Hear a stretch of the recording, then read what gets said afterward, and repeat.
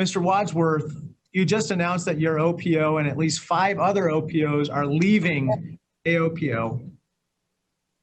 I presume your decision is in part because, as you said today in your opening statement, quote, AOPO is investing heavily in anti-accountability, lobbying, and misinformation campaigns designed to stall reform, correct? Correct. I presume your decision is also because, as you said in your statement, quote, AOPO's actions are so anti-patient and anti-science, right? Correct. And as you said in your January letter to our subcommittee, you support the new oversight measures of OPOs because none of the current oversight is quote unquote functionally effective, right? Absolutely, yes. Well, it appears you support oversight, and unfortunately AOPO does not. Mr. Ferreira, I would like to turn to you. You run the OPO called the Nevada Donor Network. I have your OPO's 2019 financial statement filed with the CMS. It appears that your OPO spent roughly $6 million in 2019 on administrative and general expenses. Interestingly, in 2019, I see your OPO spent approximately $146,000 on travel, meetings, and seminars alone. And your itemization of administrative and general has an interesting line item for $576,000 for quote unquote ANG. It took me a minute, but that means you have an administrative and general subcategory in your administrative and general category. Very vague. Now, Mr. Ferreira, I was informed by Mr. Wadsworth, a former executive of yours at the Nevada Donor Network, that your OPO has season tickets to the NHL's Las Vegas Golden Knights. Isn't that correct? That is correct, Mr. Chairman. And you also have season tickets to the Las Vegas Raiders too, right? That is correct. And according to Mr. Wadsworth and others, your OPO took a board retreat to Napa Valley in 2018? That is correct. And Sonoma in 2019, right? That is correct.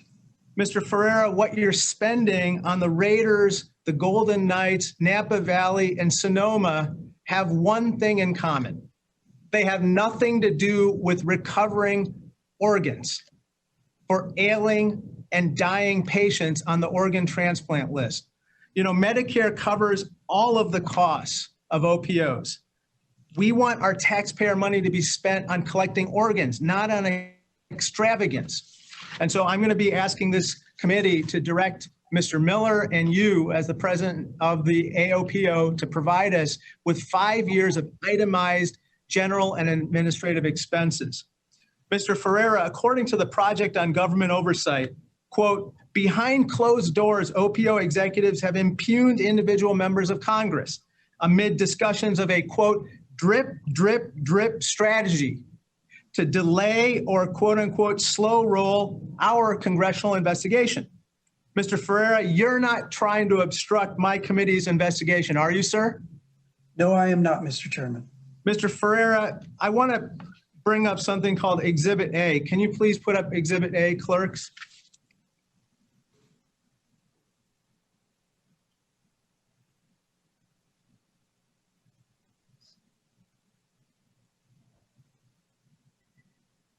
This Exhibit A is an email that my committee received from some whistleblower folks.